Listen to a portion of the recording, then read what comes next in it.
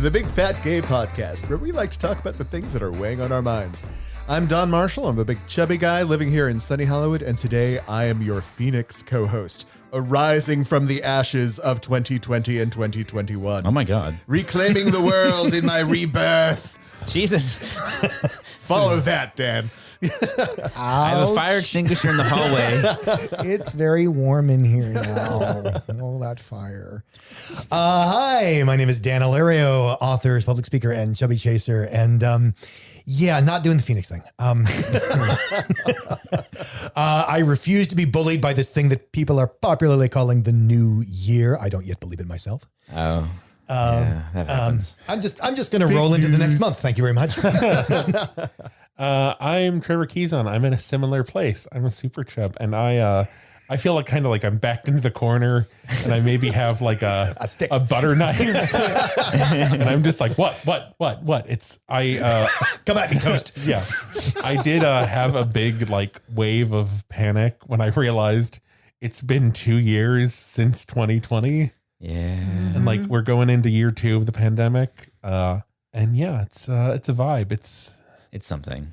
My name is Michael. I am a chaser, and I always try and be optimistic going into a new year, but I did see something recently that was like, hey, we tried that the last 2 years and look what happened. So let's just back off. Let's take the pressure off. I will hold the torch of optimism for all of us. It's not being pessimistic. It's just, yeah, but you're on fire. I mean, yeah, you can't help but be. I am the torch. You can't help but rise above. I think I'm in the Dan camp today. I think I'm just like, let's just 1 month at a time, 1 week at a time, 1 day at a time. I am the furthest I can look ahead is a week. So I'm like, we're back to that point of like realistically a week. Although I do have, when people are listening to this, I am going to be cuddling a cow.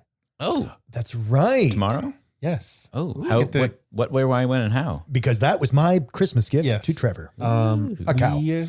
Oh. No, a cow, 1 hour cow cuddling session. First, we find the cow. We were on our little Thanksgiving trip before things kind of the airplane turned sideways again. And I was like, I just at some point turned it in like, I want like arrange a meeting with a cow. Like that's what I want for Christmas. To sit down and discuss politics. Have you never encountered a cow before? No, I have. I actually had a beautiful moment a couple of Christmases ago where I got down a trail ride and I was at the ranch reading the Mary Poppins, like the children's book. And then at sunset, I got to have just this very tender moment with a baby cow. Oh. And it was wonderful. Not to throw this into a weird context, but on our very first episode, you told the story of how you got Dan a trail ride and that she was trying to convince you to ride the horse. Was that Christmas? Yes. Yep. Oh my God. Well, we've come full circle, everybody. Yeah. Welcome to the last episode of the podcast. But a new year, new mail, new joy. That's right. Yay. It's the mailbag. Don's going to start this one off. Actually, Michael is. Michael is going to start this one off for us. We love getting mailbags. So the listener writes in, and we're going to paraphrase a little bit because it's pretty long, but we're going to each sort of do a paragraph and summarize because it's a really great story. Isaac writes that he's been working with an organization that allows volunteers from the community to live and work with people with various mental disabilities, called the Villagers, to give them a sense of fulfillment as they work on improving themselves. The Villagers being the people with mental disabilities. He says it's been great, except for some really infuriating attitudes about fat that he says makes him feel slimed. Right. The villagers come up to him all excited to announce how much weight they've lost, even though he says some of them are getting on in years and should probably be more concerned about keeping weight on. He says he's seen some of his fellow volunteers fat shame villagers who don't have the capacity to understand their remarks. They do this in front of an audience of other volunteers and villagers. One villager apparently arrived at the residence quite fat, Isaac says, and has pretty serious anxiety. He lost a lot of weight and has been put on diets and works outside every day, but he still gets completely overwhelmed whenever he has a doctor's appointment or if someone even mentions weight or the topic of fat or weight loss. At another point, Isaac was supposed to help set up some IKEA-like furniture for an arriving volunteer. Everyone already knew that the room and the furniture were completely unsuited for this volunteer because of their size.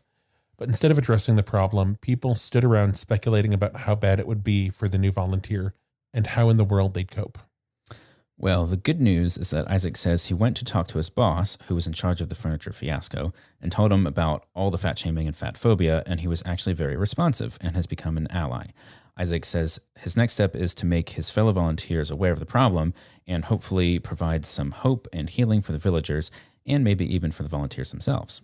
So Isaac says, ever since I started listening to your podcast back in the March of 2020, I've gone from a wee chaser crawling out from under his rock for the first time to someone equipped enough to be an ally and try to make a difference.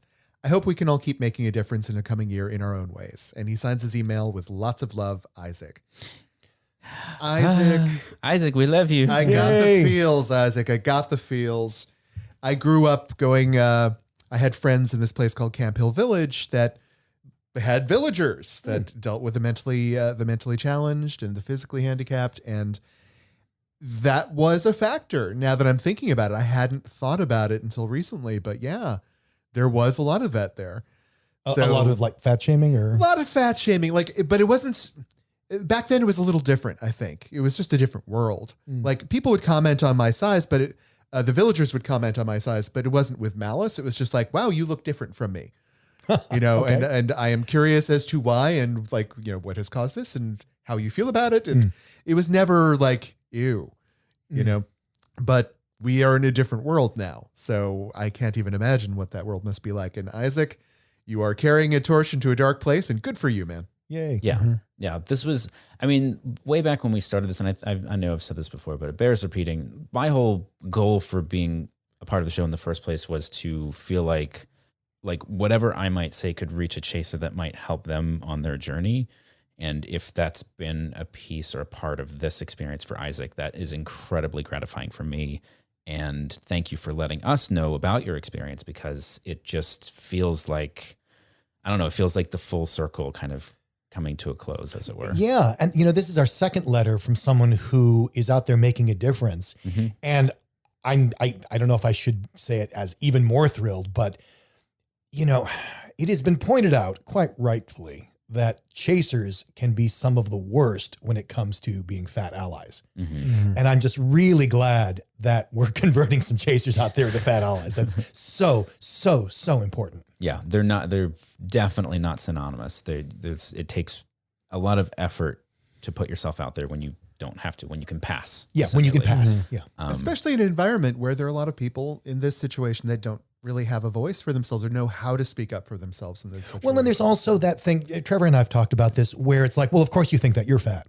Like you just get automatically discounted. Mm-hmm. Oh, I mean, specifically in this situation with the villagers. I see. Yeah.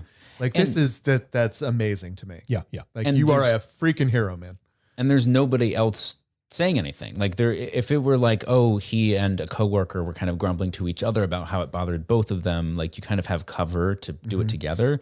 It's incredibly brave to step up and say, hey, I'm going to be the one voice of dissent here for something that nobody would be bothered or even think twice if it never came up. And look at the positive result. It wasn't like, sit down and shut up. It was like, oh, I think you have a point. Mm-hmm. Yep. Mm-hmm. And we're often unprepared for victory. That's true. It's the anti-slime. Really true. Yeah. It's the slime solvent. So thank you, Isaac. Yes. Really appreciate it.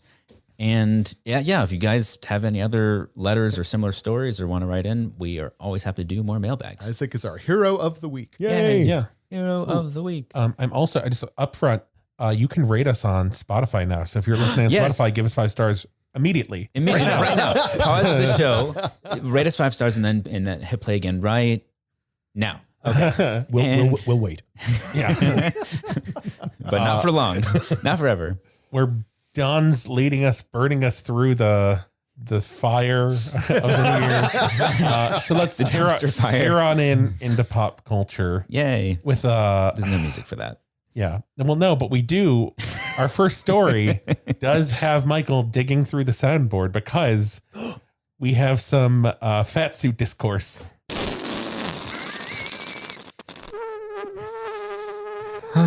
That's right. It was explained to me that this was the sound of a fat suit being poked and deflated. Yes. And that made more sense. I thought it was just a fart, honestly. No. Like that, the first time I heard it. Dude, if you fart like that, there are more issues that would have to be dealt I didn't with. say it was my fart. I said, that's what, like, like that sounds like a whoopee cushion. Yeah. Like, Or a fat suit. Yes, a or fat a suit. fat suit. So Daily Dot, I saw this in Daily Dot first, and I have seen it now kind of making the rounds. But it is, there was a plus size model on TikTok named Caroline Bjornlicki. Don't even try. Don't even try. It's some Scandinavian word that none of us could pronounce. Talking about being a plus size model who is frequently asked to wear padding, and she's like, it's a fat suit. Like they want me to wear a fat suit for plus size clothing. But is she's not a plus size model, right? She's She's a technically model for plus size clothing that isn't all, to put in quotes, all that plus size. And so she has to bring extra padding to play up. Like she's a balloon that's of size 8 or something like that. Right. Yeah. Well, and that she says, that they like to use her because she has a slim face. Yeah. And they want, They pad don't want her. fat people in these ads. I mean, come on. Having fat people modeling the fat clothing would just be too much. I have noticed that. Like most of the big and tall models, like their necks are usually very thin. You can usually tell with like king size has gotten better about this and DXL, but very frequently you'll see like, okay, there's clearly just like they slid a pillow under there to give a tummy. What gets me, and I mean, just cut me off if you're going to get to this, is that it's considered, she says, it's considered polite to bring padding to a photo shoot, in case they need you bigger, but they don't actually want to hire someone bigger. Yes. Right. And also she talks about how they will pin the clothes. Yeah, that's the part that bothered me. Which I know is a thing just in general, especially with like usually mannequins and like totally. store display windows, Yeah. like they'll pin it in the back. And there were people commenting on the TikTok like, oh my God, like this makes so much sense. This is why nothing I buy fits. Yeah. Right. This is why the midsections are so off, because her midsection isn't, well, I not that fat. They're literally shaping the bodies to match the clothes. That's Absolutely. just And they make messed they make up. no bones about it. Like that's what we're supposed to do. And And isn't it your fault for not having the body that fits in our clothes? I just think I guess it's kind of similar to like food product advertising where none of it's actually edible and it just is supposed to look good. But like when the point of your product is to look good when worn and you're showing it being worn in a way that's not actually like it's being pinned in all of these different places. And she's like, chances are it looks like shit in the back because it's been like crimped and pinned and pulled in a way that's, it's being sculpted around her body and the fat suit. And then, when a real person puts presumably the same garment on, it looks nothing like the ad. Well, guess what? Because it's like you don't have a costumer walking behind you pinning everything for you. No, but I love the premise, which was it was never designed to fit a person. It was designed to get ordered online. It was designed to get out the door of the store. It was never designed to be worn. And really, isn't that your fault? Isn't that really your fault in any way? Yeah. For We're trying to wear it. Shouldn't you just be glad there's something out there that will fit over your head? But yeah, I think it's great that Caroline exposed this and then also said like, higher fat models. Yeah. Her attitude was great about it. Her video's gone, I would say, semi-viral. Yeah. It's a few 100,000 views, and it's being talked about, so that's additional coverage. I love that we're going to fat shame the clothing companies. Stop doing this. Well, it doesn't end there, Dan, because Tell us more, Trevor. Our next topic Yay. is this piece in Eater, which I was excited to see because I don't know. I've been on like a super big cooking kick. That's, I think, how I'm going to get through this next wave of the pandemic. Yeah, me too. This is bread And squared. It is, so it's Eater, and it is talking about, it's fast food fashion is everywhere except on fat people. And it is Victoria Edel wrote this piece talking about this trend of different brands doing clothing and different, fashion accessories, but not like capping the sizing at 2XL. Mm-hmm. So basically Or smaller. Yeah. But, like Taco Bell having clothing, but not for fat people. And just kind of like, what does this say? And also, like, she talks about the conflict of, if I could get a Krispy Kreme bathing suit, would I wear it? Yeah. But like, Right. I can't even really answer that because it's not even an option. But like, just kind of going through this thing of like, if I could wear it, would I? And what would people say? And, we're back to the thing again where the company doesn't want fat people associated with their product because that would just be a turnoff and disgusting, they think. And, I guess the solution would be they should only do underwear, because you wouldn't wear it out in public, and they could still soak the fat person for $50 for underwear and not have it worry about it being out in the world, that people will see it. Oh my God, why haven't they thought of this? This is one of those instances where it really does feel like, I don't know, like we're a fast food company, and the stereotype is that, you eat fast food, you get fat. And so we're going to walk away from that image by not allowing our merch to be worn by fat people.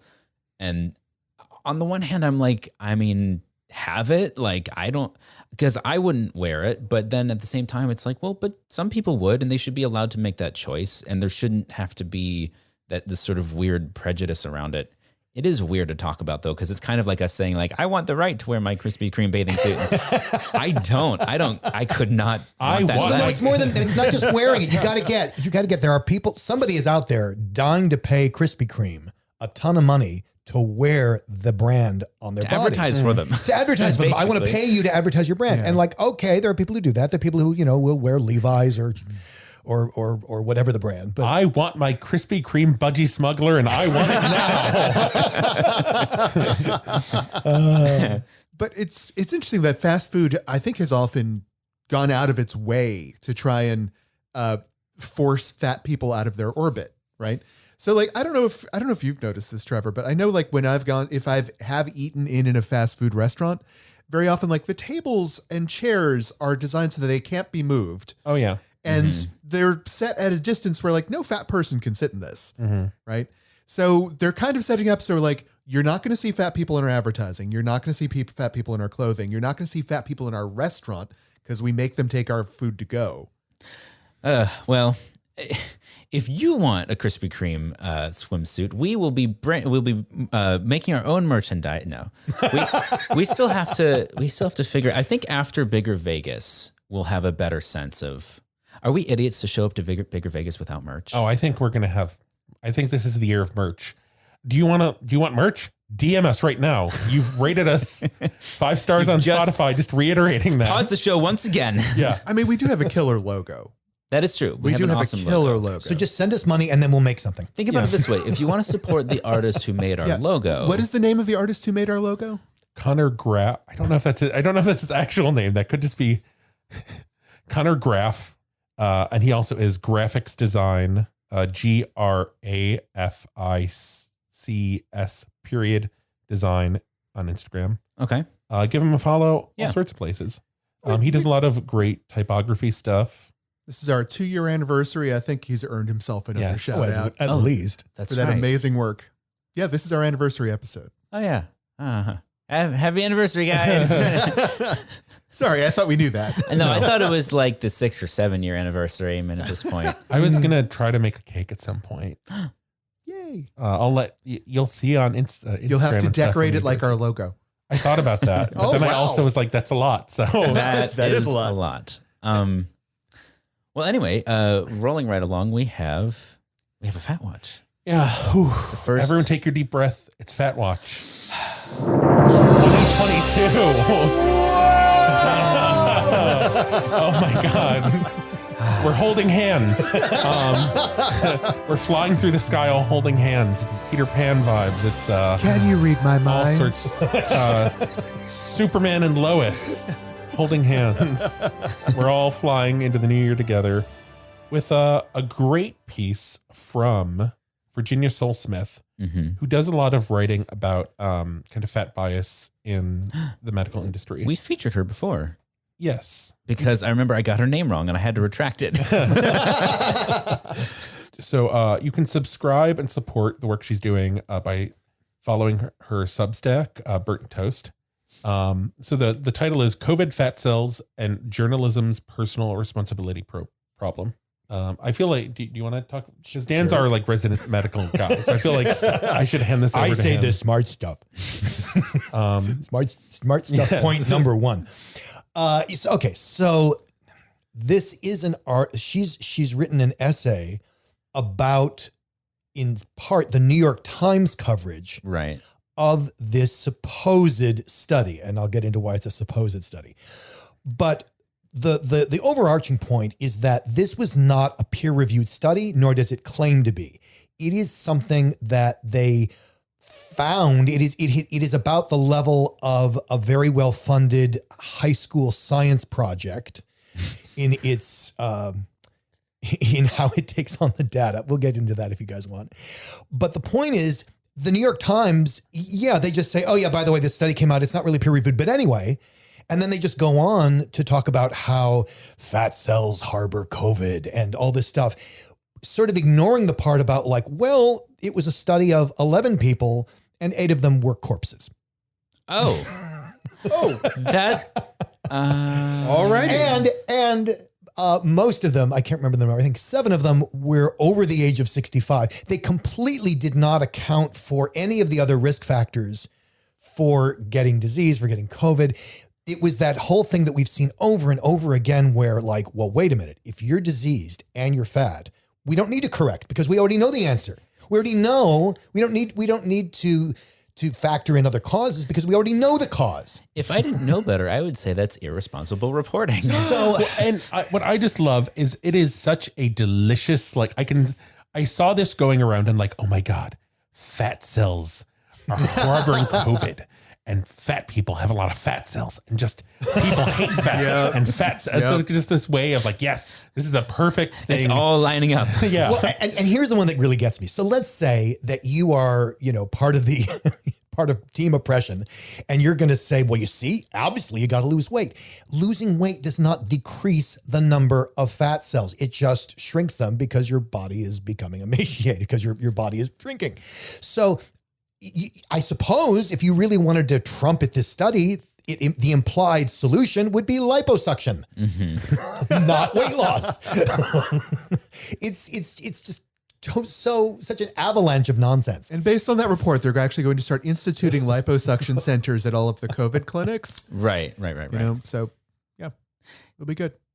God. By I see pure wheels. coincidence, they're opening a soap store next door. I just see the wheels turning now, like of someone like, I don't know, one of the supervillains who listens to our podcast. I saw this story going around, and I'm relieved. I saw like the whole like fat cells harboring COVID thing going around, and I'm glad to see someone being like, okay, but let's actually like break this down a little and look at it, because I just feel like anytime there's something that can be sensationalized about COVID, especially when it's intersecting with air quotes obesity, medical obesity stuff, it just people take it and run with it without really looking at it. And there's just still so much we don't the know. New York Times, Yeah. Well, and Virginia points out that sometimes, you're writing for a magazine. She says she's done it where you need to generate copy. Yeah. And there's this study. And you talk about it and you disclaim it, but you don't care. You talk about it anyway because you've got 3 hours to put something on your editor's desk.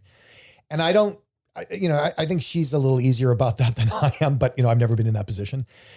But you're the New York Times, and yes, they do give like a phrase of well, it's not peer reviewed. Well, that's not even that it's not peer reviewed. It's just not anything reviewed. But there's but the New York Times is one of their pillars, which I think is good, but also can like be exhausting at times, is like, well, we want to be extremely unbiased.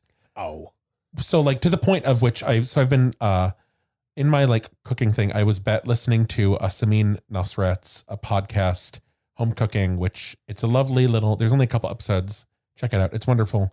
But she was talking about in recipe development for the New York Times, she is not allowed to specify the brand of kosher salt she uses. And if there's 2 major brands, there's Morton's and Diamond Kosher Salt, they have different levels of salinity. So you have to use different amounts in recipes. And at a ratio of like 2 to 1. Yeah. Like it's twice as much salt if you need, if you use one versus the other. Yes. And she's like, for cooking, I need to specify this. And they're like, well, no, we can't show bias and show that one brand is preferred. Or even like if you use this brand, use this much. If you use that brand, you use that much. Because you're highlighting 2 brands.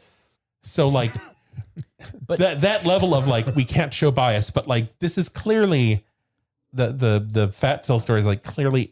No, it's not about that. Because, if this had been let's say it had been a wacko study that says gaining 50 pounds makes you live 50 years longer, they would have published that.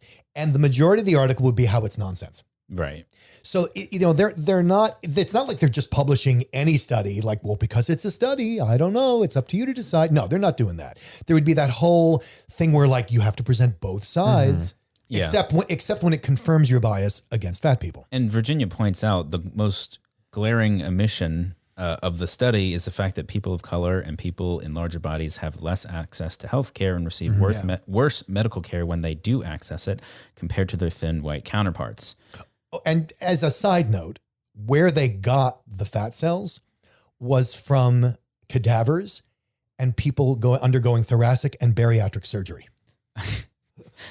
That's not cherry picked at all. That's not cherry picked at all. But all 11, that was the cohort. It was a cohort of 11. Well, it's what's interesting about that. How can you call it a study? If You there's only can't. 11 That's why I said it's an people? 8th grade science project that got overfunded. I'm so confused. I think the big takeaway is check out the article. Take a lot of things with a grain of salt. Which We're brand not of going to salt? specify the brand. I'm just going to show bias for a minute. So I have always been a Morton's kosher salt person, and I'm going to be buying my first box of Diamond kosher salt. And I'm like, if you're from Chicago, you know that this is a big deal. More done. Countless times I passed the Morton Salt building where like so it's like, I feel like I'm betraying my roots, but You might have to draw a salt circle for protection. yeah, Trevor. I'm going to stop assaulting everyone. Oh, with, If you don't cut salt this out, stuff. Dan's going to get salty. Sorry, Michael. No, Let's roll on in It's fine. to our main subject. topic. Oh, do we have music for that? Maybe Salinity Dion? Wow. Thank you. Thank you very much. Wow. So this will be Dan's last episode of the show. Thank you, Don. That was the correct response. Wow. I don't think he's impressed. Doesn't matter. I mean, okay, moving on. Salinity Dion. Anyway, we do have a main subject today. We were talking about, obviously it's, going into January of a new year and everybody's That likely damn tradition. to be making resolutions or whatever equivalent of resolutions that people might have. And as opposed to, I think last year we did like our goals for Things we want to keep. things we want to keep. I think this year, something that might be helpful is how to deal with other people's resolutions. You want to do what? And also that sort of element of I'm doing this ... Are you going to join me? Are you going to compliment me? Are you going to adulate? Like a lot of it, of course, is about, I'm going to eat better. I'm going to exercise more. I mean, we were talking about this before the show, but my YouTube ads are now 100% Noom weight loss ads. Yeah, mine too. All, So all of many my of them. Instagram ads are ads for gyms. And actually, since we started, like when we were sitting down before we started recording, I got 2 separate notifications from apps about New Year's resolutions. One of them is the Pinkman Bloom app, which is just like a game, a little Nintendo game that's kind of like Pokemon Go. And the other was, I think, Postmates. Oh yeah, Postmates and Uber is coming Yeah. at me nonstop. Yeah, like, they've been, yep. start off your year right with healthy foods for From McDonald's. And buy their merch. So how do we deal with other people's, well, so let me start with, should I start with I have a couple of anecdotes that are related. I realized, so when we did our post Thanksgiving episode, we were talking about, hanging out with family and all of those stories. I forgot the one thing that actually made me think, like that was the main story that I wanted to tell. And I didn't tell it because that's how I am. I forgot. So it was, at Thanksgiving and my mom and my stepdad get there. And one of the first things, and I love that, I have a very good relationship with my whole family. But one of the first things that my mom said was like, oh my God, like you look really skinny. And she sort of just left it at that. And she's said this before. And I think the times in the past that she said it, she was actually concerned. Like, I think when I first moved to LA, I lost a bunch of weight. And that's a whole part of, like, that's the whole journey there. But she was concerned. And so she said it this time. And I think she was also concerned. And she said something like, I think I explained it. I was like, well, I've been playing soccer again. So it's just sort of a byproduct of playing soccer for me. And she was like, okay, well, as long as it's not like anything medical happening. I think she was just concerned maybe there was like I don't know, something. But my stepdad was like, because my reaction was sort of like, no, I didn't know. Yeah, I might be. I haven't really noticed any. I'm fine, moving on. Yeah. And my stepdad was like, oh, no, it's a good thing. And I just sort of looked at him and was like, it's a neutral thing.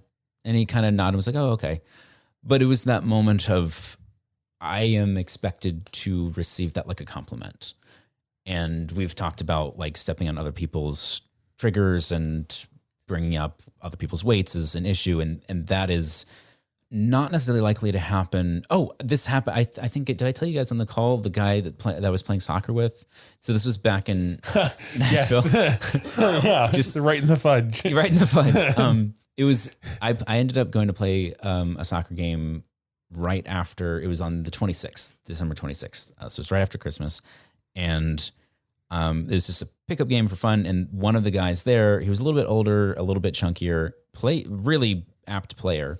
And he was running around and we were all kind of, slow because, you have a day of eating a lot of heavy food. The next day you're going to be pretty slow. And he said something like, I had too much fudge yesterday.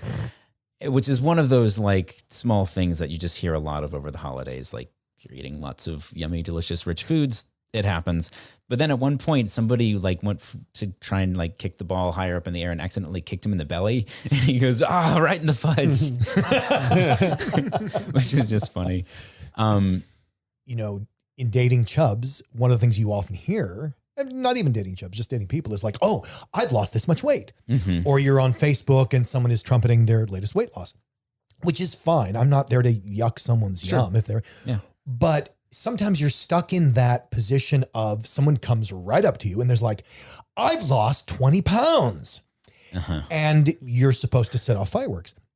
So my first thought is like, oh my God, like, don't worry, we'll find it. Yeah, I have several responses that would not be good. But what I've learned can work, and like not because like I said, I don't want to yuck their yum or go off on some, I don't know, evangelical anti-weight loss campaign speech. Sure. But on the other side of that, I don't want to just be like, oh, good for you. No, because that's not me. Yeah. So something that I would learn to do is I'll be like, oh, are you happy about that? My version of that is, how do you feel? Yeah. How do you feel about that? Yeah. Where it actually makes them, and usually what's interesting is they've never thought about that. Or they actually have to think like, well, of course I'm happy, but I haven't thought about why.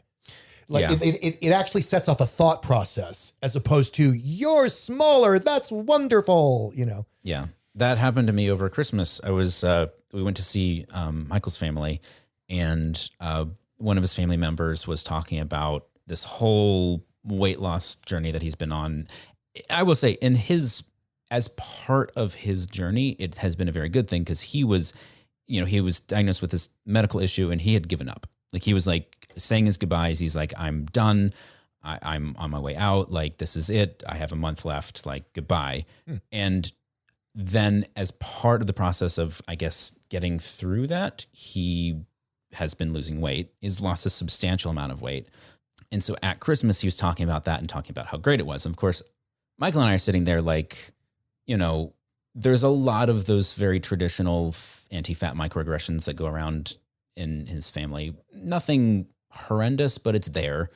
And so I was trying to steer it in that direction of like, how do you feel? Like, and he was talking about going to the gym and he's like, it's great. I feel great. And I was like, okay, cool. Like, I'm glad you feel so good about it. And he said something like, oh, well, you don't have to worry about that to me. And I was like, you're not wrong, but also I don't wear that like a badge of honor, or like, I'm not walking around saying like, I don't know. It was just this weird position. It's not an achievement. Right. And I didn't know how to handle that. Like, well, and is it, does he mean to compliment you as an achievement? Does he mean to acknowledge your privilege? Does he mean to be like, oh, well, this probably is not relevant to you? Or, I mean, I wonder. I think it was a pretty innocuous observation of like, oh, well, you don't have to worry about that. You're already thin. Like, they didn't feel weighted. It was just like weird. Can I get clarification just because of how you set it up? So is the weight loss is intentional? It's not that he's like dying and like losing, like wasting away. Like he's actively losing weight. Yeah, his issue was breathing related. Okay. And so as he's lost weight, it's been, I think, easier to breathe. Okay. And then he has lived much longer and is much happier. And there's a whole bunch of other things around it. Okay. Something I found is when you say like, oh, how do you feel about that? All of a sudden they're like, well, there are pluses and minuses. Mm-hmm. And then we can actually have a conversation because that's kind of interesting actually. But it just interrupts that process of like, it's wonderful. Why? Well, because it's wonderful. Right. Yeah. And he wants to keep going too. I think he was, I don't know where he started, but he said he'd lost over 100 pounds from somewhere in the 300s. It's not surprising because I know like my friends, right? They don't really comment on my body that much anymore, right? Whether I gain or lose, it's not really a topic. But I have large extended circles that don't know me that well. And so like when I go to like game days and I see these people I haven't seen since COVID started, right? They're coming up to me and, you know, the comments I'm getting, some are saying like, oh, I think you've lost weight during the pandemic. Oh, I think you might have gained some weight during the pandemic. You know, like it's very, right now it's a weird place to be because everyone's judging you against a memory of you that has been adjusted over time. Which may or may not correspond to your memory of you. Exactly. Right. But, you know, but yeah, when they come up to you and they just, it's weird. There's very few other things about a person that people feel they have license to comment about. Well, it's also that it's stigmatized, right? Because if someone says, wow, you look so much happier. I mean, it's not necessarily that you look miserable before, but they're sort of noticing you're happier. But if you say, oh, you look thinner, like there's a thing about that. Yeah, that's what it is. It's that when you're larger and you lose weight, the mainstreamers come to you with positive energy, throwing it at you, telling you your life is better, right? Well, and because quite frankly, they're going to treat you better. Yeah. Yeah, no, that's absolutely it. Yeah. You know, I remember during like one of my bigger weight loss swings, it was obvious. It was so obvious how much better the world was treating me that other people were noticing. I have a friend who's a fat activist and she says, you know, stop saying that losing weight doesn't make a difference. It makes a huge difference. People treat you better. You get access to more things. Like it can be a game changer. Stop saying it doesn't make a difference. But why it makes a difference is the subject of what we need to talk about. Right. Right. So if you have somebody that you're around on a regular basis who's made their New Year's resolution to, you know, get fit again or lose the holiday pounds or whatever, like, I don't know. What do you say? Like, okay. My suggestion is first off, we tend to have a reflexive position in our answering because there's one type of person who reflexively answers no to everything and then reconsiders. And then there's the type of person who reflexively reacts with yes to everything and then regrets, right? My suggestion is if anybody comes at you with any sort of resolution, not just weight loss, anything at all, pause for a sec, right? Think about what they're suggesting for a moment and actually decide if that's something that you want to engage in. Is the example here like, you know, I've decided to join a gym. Do you want to join with me? Is it like that? That is one example. Another example I would use is like this year, I'm going to freaking go ziplining, right? And do you want to go ziplining with me, Don? Right. I pause, right? And my first reaction is like, do I want to do this? And my reaction is absolutely yes. I would love to go ziplining, right? But my reflexive answer is going to be no, right?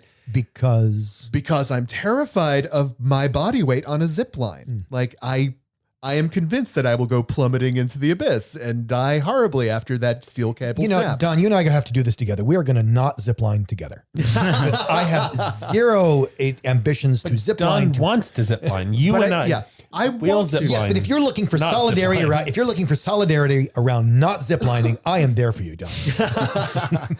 But my reflex is to say no. But if if my want is to say yes, and I'm denying it myself because of my reflex, right? Absolutely. Now, if you are a yes reflex person and someone comes to you and says, I want you to join the gym, okay, your reflex is going to work against you. Yeah. So pause for a moment. Think about it. Think if it's something you want. If it's not something you want, you may be the kind of person who feels like there's pressure on you to say yes. Well, and there's also the should. Like, I can't tell you. Yeah. I mean, one of the things I learned in college way back, in the dinosaur days, was that if I do something because I should, and you've talked about this, Michael, if I do something because I should, I will fail. Yep. And there are so many classes I failed because I thought I should take them. I should really be interested in that. Oh, that would be really useful. Oh, a well-rounded education would include a course like that. Yeah, cannot pass that course. Yep. The only question is, am I smart enough to drop it before I flunk it? Right. Right. So think about if it's something you want, and if it's something you do not want, no one else is going to stop you from, no one else is going to take care of your needs or desires here but you. So if you do not want it, it is up to you to say no. And I also think there's, even if it's not at the level of like, we should join the gym together. Come on, let's plunk down our money. Even if it's just like, I've lost so much weight, you are not obligated to be the unwilling cheerleader for that. Right. Yeah. That's the other side of it, because I'm perfectly fine saying no, thank you. But then it's the whole like I want to support the things that you do to make you happy, but I don't want to also be the person telling you that losing weight is going to make you happy. Like, even if you do actually get I don't want to reinforce that negative system of interacting. I've had this conversation so many times where someone will say, I've decided I want to get healthy and lose weight, as if this is the same thing. Mm-hmm. And I'll say, oh, are you unhealthy? And they say, well, no, I just want to lose weight. I'm like, oh, well, why? Mm-hmm. And it's just sort of to get them to explore their conflation of health and weight loss. And also keep in mind, so if someone comes to you with the whole gym invitation, you are not obligated to think of the gym as being a weight loss experience. Oh my God. Mm-hmm. The gym can be a lot of different things to a lot of different people. Michael and I were workout buddies for about a year, right? And my goal wasn't to lose weight during that time. My goal was to not wheeze going upstairs, right? Which is a perfectly acceptable, level of fitness to aspire to if that's what you want, right? Mm-hmm. Well, that's something I talk about because I do this seminar. I'll be doing it at Bigger Vegas called Fathead, which is about people's conceptions about health and fitness and diet, and sort of where we sort of unpack those things. And that's exactly what I say. I mean, if you want to get healthy, I think the first question you have to answer is, well, what do you mean healthy? Yeah. And I say exactly what you just said, which is make it concrete. Oh, a flight of stairs. Yeah. Or you want to be able to do X, Y, or Z at a particular level of proficiency or ability. That's great. Yeah. That is not the same as losing weight. Yeah. So for me, for example, the height of my fitness needs are conventions.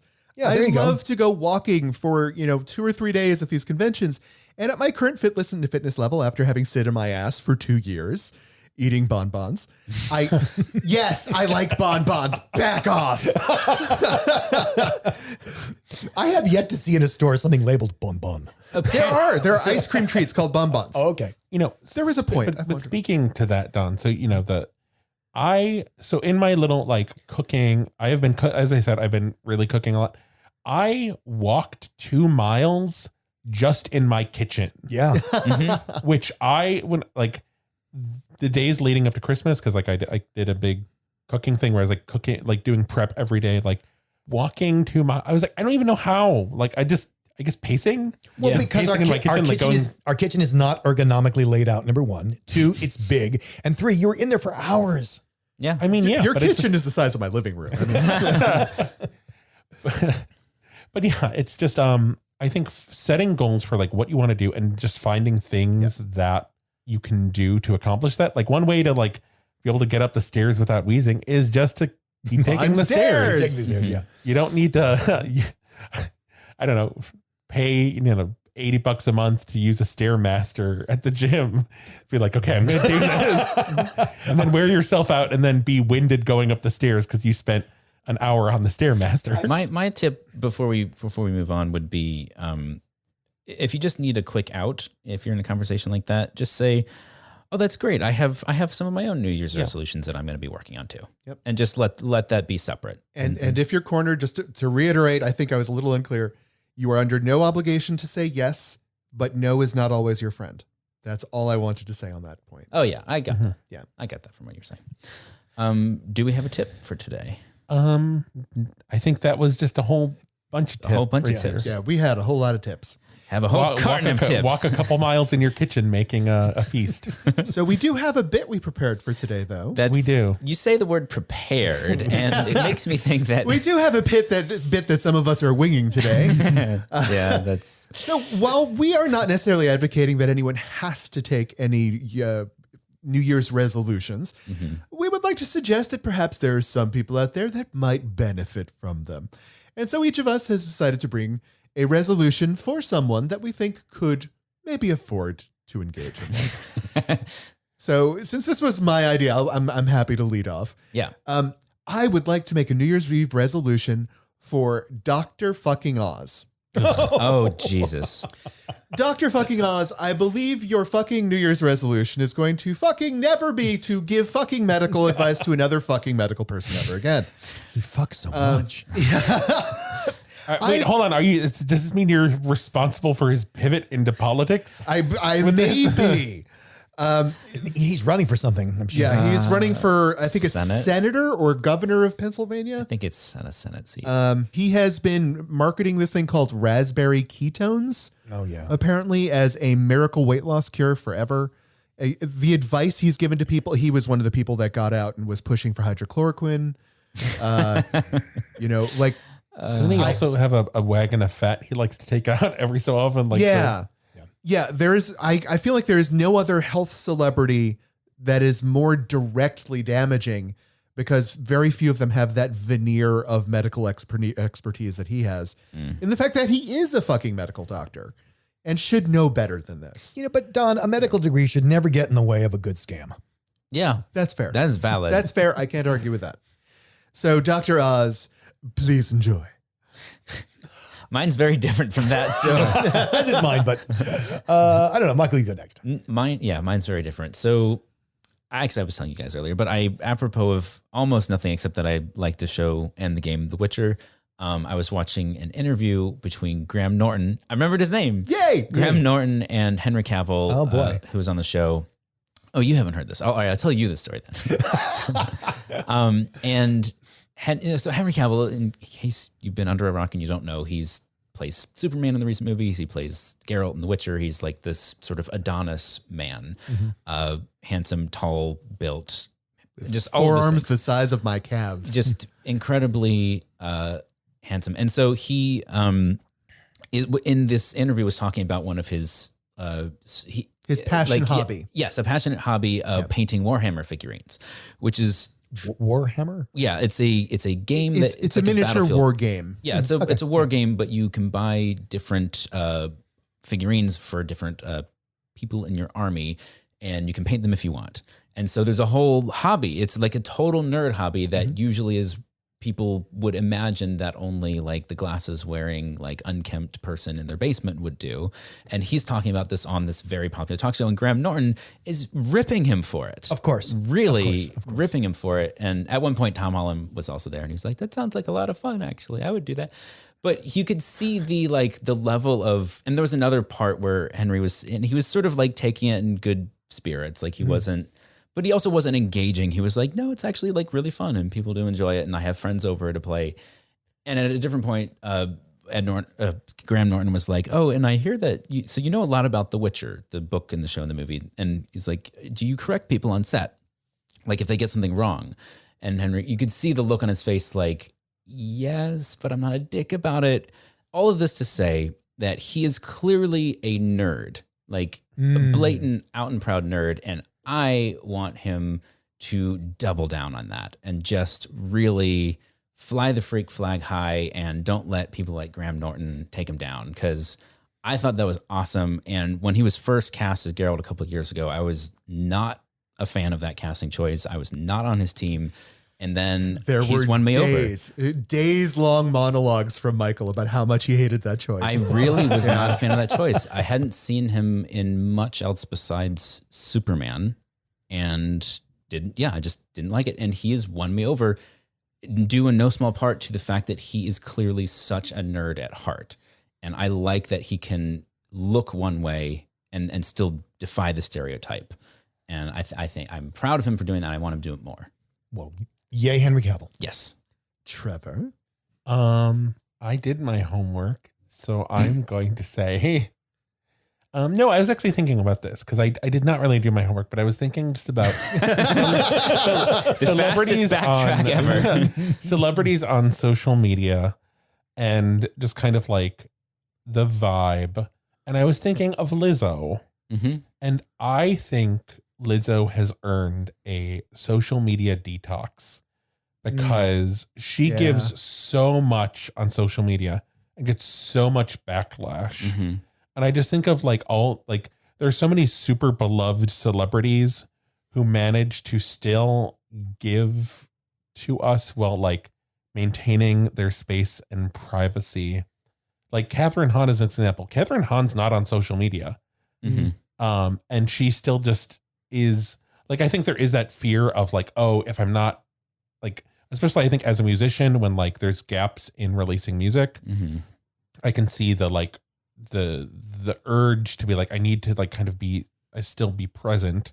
But I think Lizzo just gives us so much that it's like, you have like, just take a step back and just like enjoy without having to worry about what is going to happen if you like with whatever you do. Mm-hmm. Go back to the desert, twerk in the in the Twerk in the sunset. sunset. That was such a beautiful thing. But like do that and just like be really present. Feel the sunset. Feel that twilight moment in your cheeks. If Lizzo twerks in the sunset and nobody sees it online, did it really happen? We'll feel it. We'll know. It must have been nighttime. Somewhere. It's like she is twerking.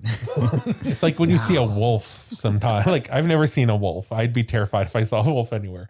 But like I just imagine like driving through the desert and just like seeing off in the distance, like on top of a rock formation, Lizzo twerking and just being like, yes. Yes. I'm putting my hand against the window like I do when I see animals I like outside or something. To receive the just power. feel it like I need to like the energy. I would feel the energy through the desert like a shock wave. Yeah.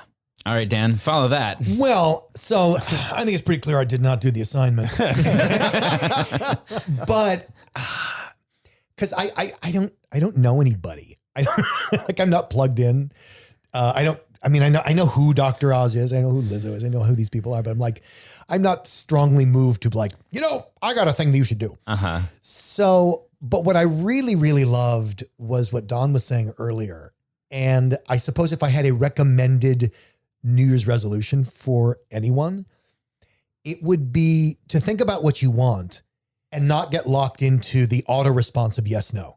Mm-hmm. Because I think you're absolutely right. People have auto responses of like, no, or like, oh, okay. Pleasing. Okay. Yeah. And both of them don't work because they're not authentic. Mm-hmm. They're designed responses that people have developed. Mm-hmm. And so I guess just the recommendation would be to interrupt that automaticity and to think about, do I actually want that? And to be able to say to people, you know what, I'll get back to you. Yeah. So are you proposing a year of maybe? No, because maybe drives people crazy. But I'll get back to you, or I don't know, or say what you really feel. This will be the year of give me a moment. Yeah.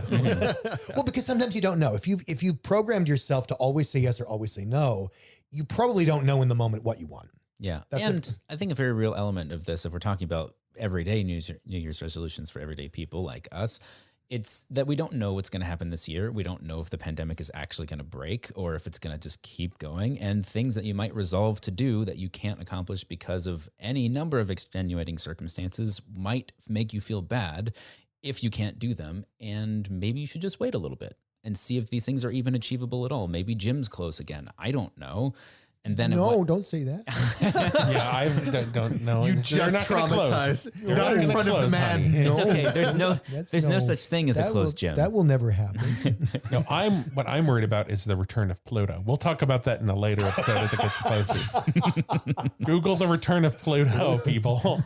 Are we talking the Planet? The planet. Things are happening, people. This is my conspiracy theory. February 22nd, 2022.